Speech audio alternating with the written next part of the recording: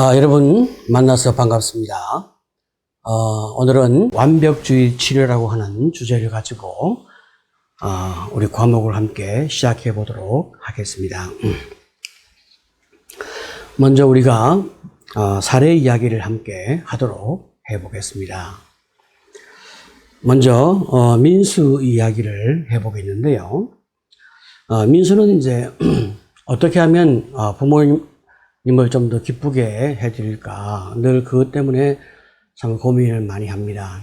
그래서 어머님의 그 부엌에 가사노동을 좀 더 돕기 위해서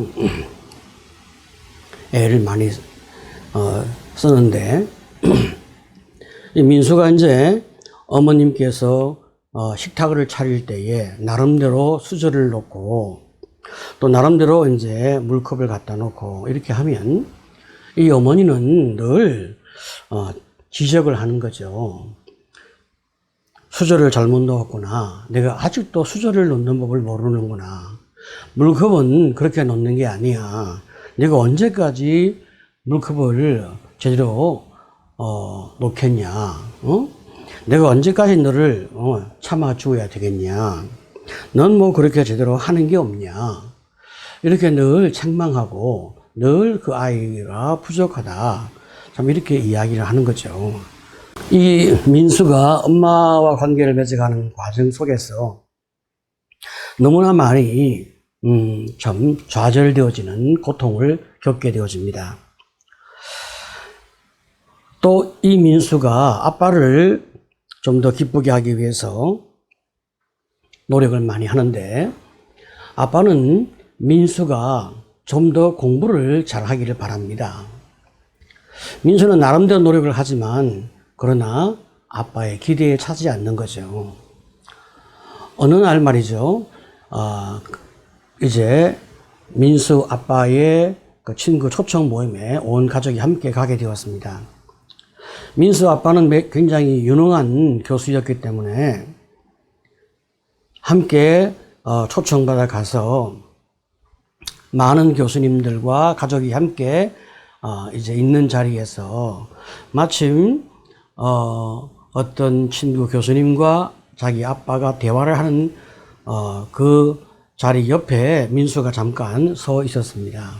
그때 아빠 친구 교수님이 아빠에게 그렇게 묻는 거죠.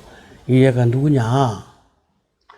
그런데 아빠가 순간 민수를 쳐다보더니 아무 말을 하지 아니하고 다시 친구 교수님과 대화를 나누기 시작하는 것입니다.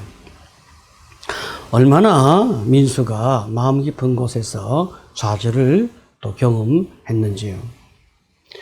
내가 아빠에게 좀 더 기쁜 아들, 아빠를 좀 더 만족하게 해주는 아들이 되고 싶어서 굉장히 더 많은 노력을 하기로 민수가 마음에 결심을 하게 됩니다.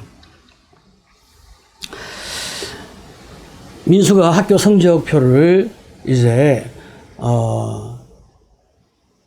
B와 또 이제 B 플러스를 가지고 왔습니다. 그때 아빠가 이렇게 이야기합니다. 민수야, 내가 조금만 더 노력한다면 올 B 플러스를 받을 수 있지 않겠냐. 그래서 민수는 아빠를 기쁘게 하기 위해서 열심히 공부해서 올 B 플러스가 되었습니다. 얼마나 기쁜 마음을 가지고 아빠를 기다리고 아빠에게 성적표를 내밀었는지요. 그때 아빠가 성적표를 보더니 아주 기쁜 마음으로 야 이거 봐라 되잖냐. 네가 좀 더 노력한다면 너는 틀림없이 A를 받을 수 있다. 내가 장담하지. 넌 틀림없이 A를 받을 수 있어. 그 아이의 지금까지 한 수고를 인정하고 축복하고 지지하고 그런 다음에 선물을 주고 참 그 아이를 푹 쉬게 하고 그런 다음에 다시 한번 새롭게 용기를 주는 것이 아니라 또 그 정도면 만족한다. 또 그렇게 이야기하는 것이 아니라 이 아이가 최선을 다해 수고했음에도 불구하고 다시 더 하라고 이야기를 하는 거죠. 민수는 아빠를 위해서 다시 이를 악물고 더 열심히 공부를 했습니다. 그래서 정말로 놀랍게도 그 다음 학기에는 All A를 받았습니다. 민수는 정말 그날 아빠를 너무나 많이 기다렸습니다. 그날따라 아빠가 왜 그렇게 늦게 오는지요. 늦게 온 아빠에게 성적표를 내밀며 민수는 칭찬을 기다렸습니다. 그런데 민수 아빠는 민수의 성적표를 한번 훑어보고 난 다음에 툭 내뱉는 말로 이런 말을 하는 거예요. 요즘 선생들은 말이지 정말 너무 엉터리야. 어떻게 이렇게 A를 남발할 수가 있지? 너무나 참 깊은 좌절과 고통을 안겨준 바로 그런 삶의 모습을 가지고 있는 사람이 완벽주의 혹은 강박증 이렇게 부르게 되는 거죠. 우리가 신앙을 가지고 있는 사람들이 신앙의 이름으로 완벽주의를 행사하면 우리는 율법주의 그렇게 말을 또 하게 됩니다. 자, 그러면 완벽주의 정의가 무엇이겠습니까? 높은 기준이나 목표를 설정해 놓고 추구하는 과정에서 실패에 대한 염려나 두려움을 가지는 강박적 경향, 바로 그것이 완벽주의입니다. 그 마음 가운데서 늘 사람이라면 그래야만 한다, 이런 강박적인 신념이 그 마음속에 있는 것입니다. 자, 그렇다면 이 완벽주의는 말이죠, 세 가지 개념이 있어요. 종류별로 볼 때 자기 중심 완벽주의가 있고, 타인 중심 완벽주의가 있고, 사회 중심 완벽주의가 있는데요. 이 중에 제일 그래도 괜찮은 완벽주의를 하나 고르라 한다면 자기 중심적 완벽주의가 제일 괜찮아요. 왜냐하면 이것은 자기 스스로의 성숙과 만족을 위해서 자기 스스로 목표를 정해놓고 자기 자신이 통제하면서 목표를 향해서 추구해 나아가는 것입니다. 자, 그러니까 어느 정도 이제 자기가 자기 자신을 통제하고 스스로 체크하면서 수고하고 애쓰니까 굉장히 좀 나름대로 좀 만족스러운 어떤 그런 결과를 만들어내기도 하는 거죠. 이런 사람들은 힘이 있고 또 성취감 때문에 강한 자신감도 가질 수가 있습니다. 그러나 또 반면에 교만한 마음도 가지게 되지요. 사람은 누구나 자기중심적이거든요. 인간은 말이죠, 모든 것을 판단할 때 인간의 자기중심성을 가지고 남을 판단합니다. 내가 그러하면 남도 그럴 거라고 생각을 하는 거예요. 자, 그러면 자기중심적 완벽주의가 내가 그렇게 했으니까 남도 그렇게 할 거라고 생각하는 거죠. 내가 했으면 남도 하지 않겠나. 그래서 다른 사람에게도 은근히 요구하고 은근히 이렇게 이제 강요하는 그런 경향성이 있게 되어집니다. 특별히 이제 부모가 스스로 자기 자신이 노력하고 성취해서 어떤 높은 수준의 성공을 만들어낸 부모라면 그 자식에게는 거의 이렇게 자기와 같은 수준을 요구하는 완벽주의가 나오게 되어 있습니다. 자, 그러면 타인 중심적 완벽주의는 무엇일까요? 타인의 행동이 완벽하기를 기대하는 것입니다. 타인의 행동을 엄격하게 그래서 평가합니다.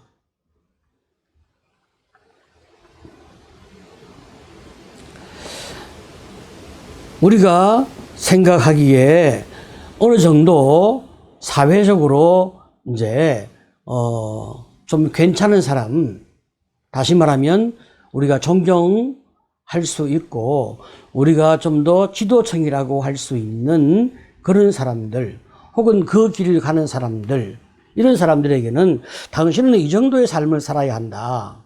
당신은 이 정도의 어떤 수준을 가져야 한다. 이렇게 이제 계속 요구하는 거죠.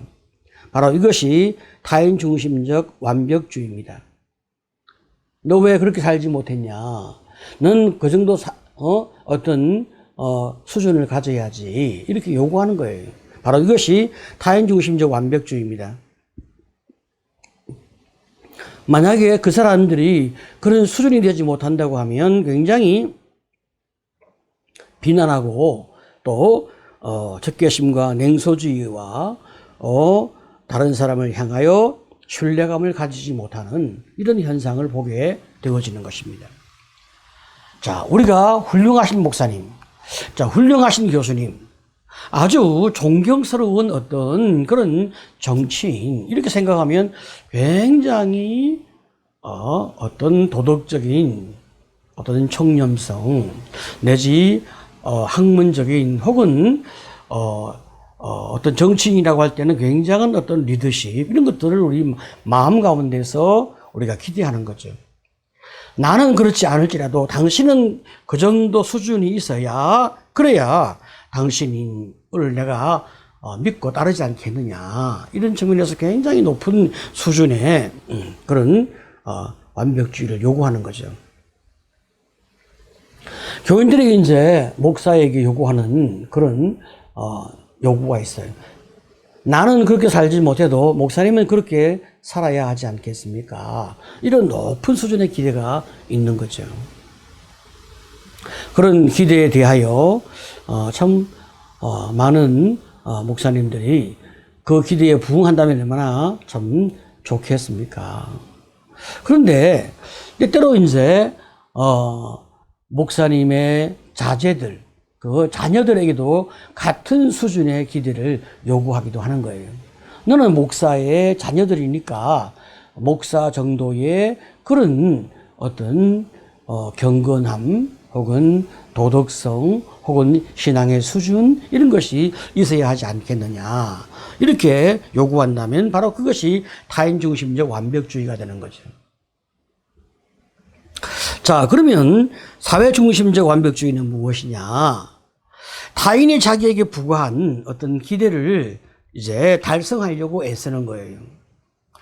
예를 들면 내 인생 삶의 중요한 타인, 우리 부모님이거나 혹은 우리 교회나 사회의 멘토나 어떤 그런 분들이 나에게 이제 요구하는 것이 있잖아요. 그 요구를 내가 잘 감당해야 나를 사랑해주고 나를 인정해줄 것 같다. 그럴 때 내가 굉장히 노력을 많이 이제 하게 되죠. 다른 사람이 내게 원하는 것을 내가 감당해 보려고 내가 노력하는 거, 바로 그것이 사회 중심적 완벽주의입니다. 내가 사랑을 받고 인정을 받기 위해서 남이 나에게 요구하는 것들을 감당해 내려고 하다 보면 내가 우울증에 걸리거나 혹은 내가 분노하거나 불안에 빠지는 이런 심리적인 어떤 장애를 가지게 되어지는 겁니다. 자, 여러분, 사람은 말이죠. 사람은 누구나 완벽주의의 모습에서 모든 부분에 완벽성 가질 수 없는 거예요. 어떤 사람이 완벽주의자라 하더라도 부분적인 완벽주의자지 모든 부분에서 완벽한 모습을 가지고 있다, 그런 사람은 없어요.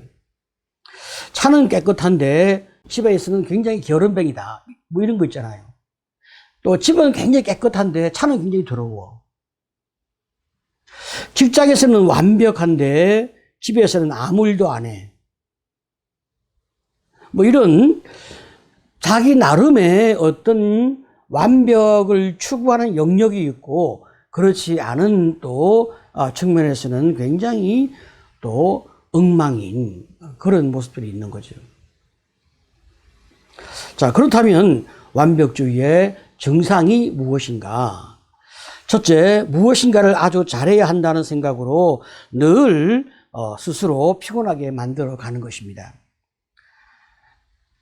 너무나 자기를 힘들게 만들어 가기 때문에 스스로 자기 자신도 잘할 수 없다는 것을 압니다. 그래서 패배자의 각본이 있어요. 잘 안 될 것을 알기 때문에 미리 안 될 거라고 말하고, 그리고 안 되는 것을 선택해서 마침내 실패하게 되는 거예요. 두 번째로, 완벽하지 않은 것은 실패로 간주하고 다른 사람들로부터 거절당할 것을 예견하여 다른 사람들로부터 자신을 멀어지게 합니다. 이 완벽주의자들은 말이죠, 내가 실수하거나 실패하면 남이 나를 이제 거절하고 나를 안 좋게 생각한다, 그걸 알고 있잖아요. 그러니까 어느 정도 관계를 맺다가 내가 먼저 인간관계를 단절하고 사람들로부터 멀어지는 이런 삶의 모습을 이제 가지고 살아간다는 거죠. 세 번째로, 미루는 습관이 있는데요. 그 일을 하기 위해서 남아있던 시간은 그렇게 짧은 것이 아니었다. 만약 다음에 좀 더 일찍 시작한다면 나의 능력을 최대한 좀 더 발휘할 수 있을 거야. 이렇게 말하면서 이제 내가 너무 늦게 시작한 것을 후회하는 거예요. 그런데 다음에 또 마찬가지로 또 미루고서 그 다음에도 또 역시 막판에 쫓기는 시간 가운데서 그 일을 마무리해냅니다. 그리고 또 후회하는 거예요. 결코 먼저 시작하는 일이 별로 없다. 그리고 네 번째, 다른 사람을 정죄합니다. 내가 너무나 내 자신에 대한 실패감이 많기 때문에 나 혼자 그렇게 참 무너지는 것이 너무 가슴 아파서 다른 사람의 실수를 찾아내고 다른 사람을 정죄함으로 스스로 위로를 받는 거죠. 다섯 번째, 스트레스 사건에 민감하여 더 쉽게 우울해지는 이런 경향성이 있습니다. 자, 그렇다면 완벽주의의 원인이 무엇이냐? 첫 번째 원인은 이상적인 자아를 추구하는 거예요. 실제 자아와 이상적인 자아와 의무적 자아 사이의 불일치를 우리는 느끼게 되는데, 그 불일치를 줄이는 과정에서 완벽주의가 싹트게 되는 것입니다. 만약에 말이죠, 우리가 실제 자아가 이제 하루에 30분 정도 우리가 기도하는 모습을 가지고 있다고 합시다. 물론 그것도 대단한 거지만은, 그런데 내가 정말로 훌륭한 그리스도인이 되기 위해서는 이상적인 자아는 내가 하루에 5시간 정도 기도해야 되지 않겠나, 그렇게 생각을 한다면, 그러면 얼마나 많은 갭차가 있겠어요. 그죠? 실제로 나는 30분 정도밖에 기도하지 못하는데 나는 이상적인 자아의 어떤 그 메시지가 5시간 기도하라고 내게 명령하니까 얼마나 많은 갈등이 있겠어요. 그래서 그래, 내가 적어도 내가 아주 최고의 그리스도인은 아니라 할지라도 그리스도인이라면 최소한 적어도 한 3시간 정도는 기도해야 되지 않겠느냐. 그렇게 내가 의무적 자아에서 3시간을 다시 설정한다 해도 나는 하루에 30분밖에 기도하지 못하잖아요. 그럼 얼마나 이 사람은 마음에 갈등과 고통이 크겠습니까? 이런 경우에 이제 우울증이 걸리는 거예요. 자, 그리고 이제 부모의 양육 태도가 있습니다. 양육 태도. 완벽주의 부모는 말이죠, 우수한 일을 위한 보상으로 사랑과 승인을 이제 이용하는데, 아이가 실수나 실패를 하게 되어지면 완벽주의 부모는 불안해하거나 실망합니다. 그때 아이는 이것을 자기를 향한 거절로 이제 이해하죠. 부모의 관심을 받기 위해서, 부모의 인정을 받기 위해서 경쟁적으로 과업에 임하고, 그리고 경쟁에서 지면 자신은 가치 없다, 사랑받을 가치가 없다, 그렇게 스스로 자기가 이제 거부당한다. 혹은 이제 도태되어진다. 그렇게 생각을 하게 되어집니다. 자, 그러니까 경쟁에서 이기기 위해서 안간힘을 쓰고 때때로 속임수나 거짓말을 사용하기도 하는 것입니다. 바로 이런 부모의 양육 태도, 조건적인 사랑이죠. 이런 사랑에 익숙한 사람, 또 그 양육에 익숙하게 성장해온 그런 자녀들은 나중에 어떻게 되겠습니까? 어쩔 수 없이 이제 완벽주의의 덫에 걸리게 되는 것입니다. 자, 그러면 완벽주의 가족 구조에 대한 조사를 해볼 때 부모가 완벽주의를 가지고 있는 부모가 얼마나 될까 이제 조사를 해본 거죠. 해보니까 아버지가 완벽주의인 경우에 44% 이제 자녀가 이제 완벽주의를 가지게 되는 거죠. 자, 그러면 그 자녀가 완벽주의를 가지고 또 있을 때 부모 모두가 다 완벽주의를 가지고 있는 경우는 32%였습니다. 어머니만 완벽주의를 가지고 있다라고 말하면 8%였어요. 그러니까 완벽주의는 대를 물리는 경향성이 있음을 우리는 알게 됩니다. 자, 이제 우리가 참 이런 맥락에서 우리의 완벽주의를 생각을 해볼 때 얼마나 우리 완벽주의가 참 많은 문제를 가지고 있는지 우리가 알게 되어지는 거죠. 자, 그리고 세 번째로 우리의 불완전에 대한 두려움 때문에 우리는 자꾸만 완벽주의를 가지려고 합니다. 사람들은 말이죠, 자기 자신들의 이름을 내기 위해서 바벨탑을 쌓으려고 합니다. 그래서 하늘에 그 탑을 이제 쌓아 올리는 거죠. 이런 이야기는 성경에 노아 홍수 다음에 이제 노아의 후손들이 한 행동이었습니다. 하나님이 홍수로 세상을 심판하시고 다시는 물로 세상을 심판하지 않겠다 말씀하시고 그 약속의 징표로 무지개를 주었습니다. 그런데 사람들은 하나님을 믿지 아니하고 스스로의 힘으로 자기를 구원하기 위해서 이제 아무리 많은 비가 와도 우리가 스스로 우리를 구원하자 하는 마음으로 탑을 쌓고 안팎으로 역청, 방수가 되는 역청을 발라가지고 거대한 탑을 하늘로 쌓아 올렸습니다.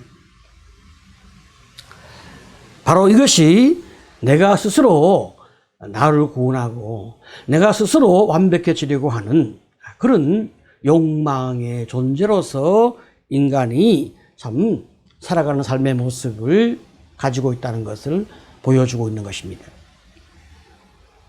인간의 마음속에 자리 잡고 있는 근본적인 욕망이 무엇이냐라고 말했을 때는 하나님과 경쟁하는 인간의 그 마음이 반역의 참 씨앗을 가지고 있구나. 그것을 보게 되는 것입니다. 근본적으로 하나님같이 되고자 하는 엄청난 욕구, 완벽해지고 싶은 욕구, 이것이 인간 속에 있다. 이것을 우리가 알게 되어지는 것입니다. 자, 그리고 이제 마지막으로 사회 요구가 있습니다. 현대 사회는 점점 더 조직과 그리고 점점 더 경쟁 속에서 살고 있기 때문에 이 사회 속에서 요구되어지는 것은 효율성과 신속성입니다. 이런 사회는 말이죠, 점점 더 우리에게 최고를 요구하는 거예요. 1등이 아니면 가치가 없다. 1등이 아니면 살아남을 수 없는 세상이 되었습니다.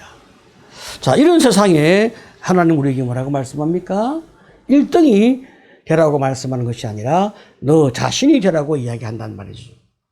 하나님은 우리의 인생을 축복할 때 남과 나를 비교하여 1등으로 살라고 말씀하지 않고 너 자신으로 살라. 내가 너를 창조한 너의 모습 그대로 살아가는 것, 바로 이것이 하나님의 축복이거든요. 그렇기 때문에 우리는 참 세상이 우리에게 요구하는 경쟁과 그리고 인정과 어떤 그런 참 사랑의 목마름으로 살아가지 말고 나 자신으로 살아가는 거, 또 하나님의 사랑과 인정 속에서 내가 참 내 존재 가치를 확인하며 살아가는 거, 바로 여기에 우리가 참 자유로움이 있고 축복이 있는 겁니다. 첫 번째 강의는 여기서 마치도록 합니다. 좀 쉬었다가 두 번째 강의 다시 여러분을 만나 뵙도록 하겠습니다. 수고하셨습니다.